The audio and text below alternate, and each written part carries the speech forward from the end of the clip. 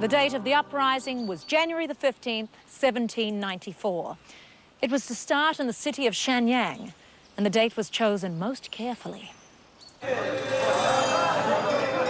January 15th is a festival day in China, and the streets are alight with lanterns and fireworks.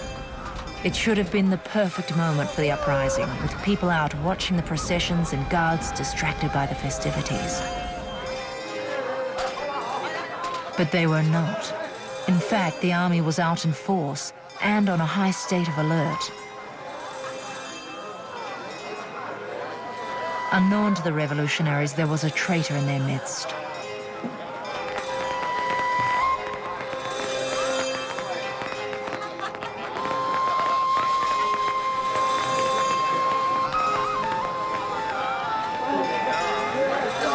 He had sold out his comrades for 2 silver ingots. The army knew their every move.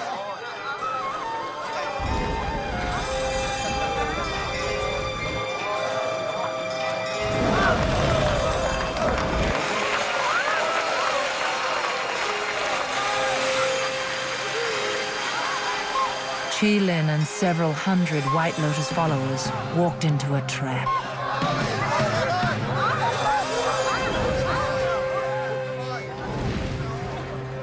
Unseen, Wang watched in horror. Unable to help her beloved husband, she slipped away into the darkness.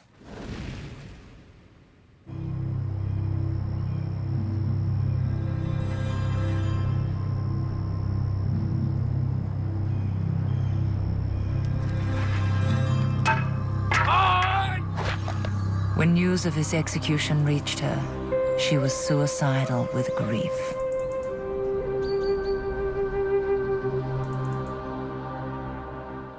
It was a tragic irony.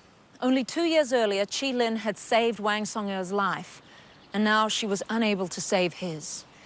Did she feel that she should have stepped in and tried to save him, even at the cost of her own life? Would her actions now be driven by an element of guilt? Or whatever her thoughts in those dark moments, the light of her life had been taken from her. She descended into a well of despair and anguish. With Qilin dead, the White Lotus Society and the revolution it promised was leaderless and adrift. If tyranny was not to triumph, someone would have to lead the movement once more.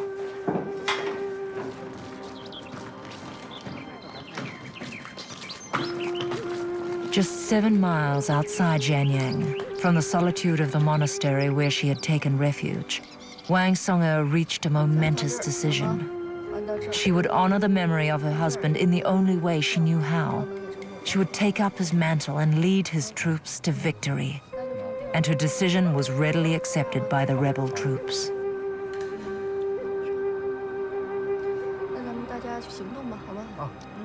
Wang Song'er did not lose courage. She kept up her spirit and her strength of mind. She continued to contact her followers and developed her secret strategy to overthrow the chain. She kept recruiting new members to the society and expanding her army.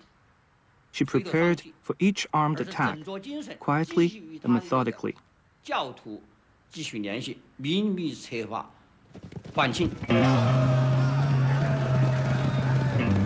Why did 20,000 warriors believe that this woman, Wang Song'er, was capable of leading them into battle? For the answer, we need to go back nearly 3,000 years. This sword was once used in anger by a Chinese woman warrior at the very beginning of recorded history during the Bronze Age. Her name was Fu Hao, and she is the world's first known woman warrior. She led armies of 13,000 men into battle. In recent years, archaeologists have discovered a great deal about this warrior queen of the ancient world. Her subjects practiced ancestor worship, where offerings and sacrifices were buried for their dead relatives to enjoy in the afterlife.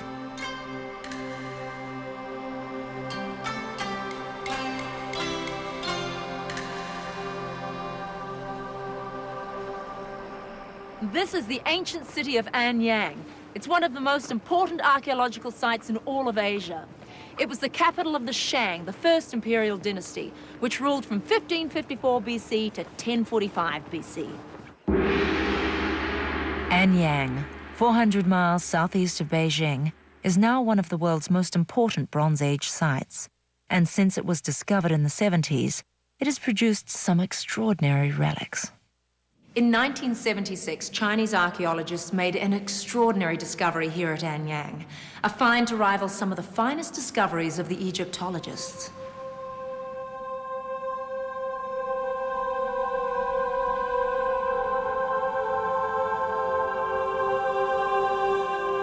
It was Fu Hao's majestic tomb.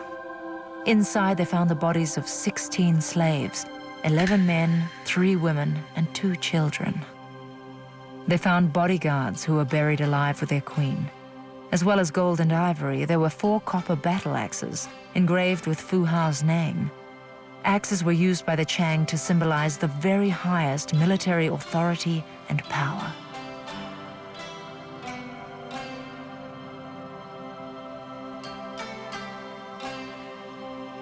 These chariots were buried with slave charioteers, horses, and grooms.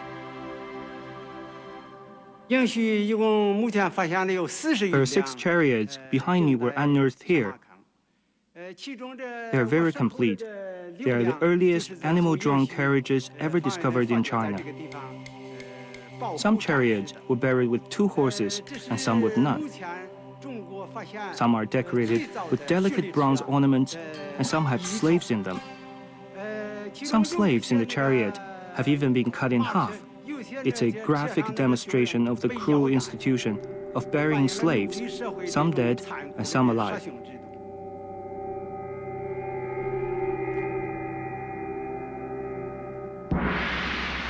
This woman proves that since the beginning of recorded history, China has had a profound respect for warrior women. 1,000 years before the birth of Christ, when Fu Hao ruled China with an iron fist, she was already an important political and military leader in her own right. Fu Hao's tomb shows that Wang Song'er's army was following in a long line of Chinese troops led by a woman. And just like Fu Hao, Wang Song'er would kill thousands of her enemies.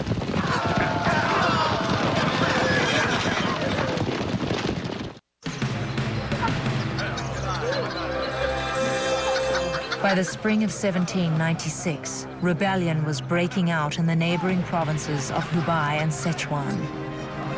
Wang Song'er decided that the time was right to put her grand plan into action. As a mark of respect to her dead warrior husband, she cut her hair and dressed in a white robe. In China, white is the color of mourning and symbolizes grief.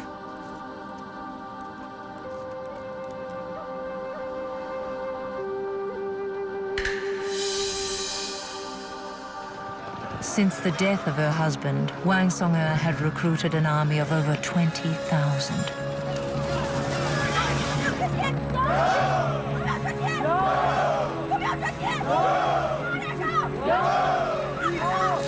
Wang Song'er was their leader and general. They were convinced that this young daughter of a washerwoman would lead them to victory against the strongest power in all Asia.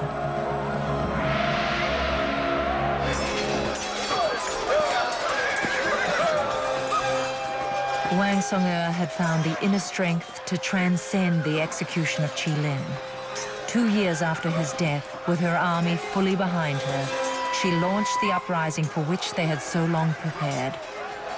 Her peasant troops were well motivated and disciplined. They faced mainly badly trained conscript troops.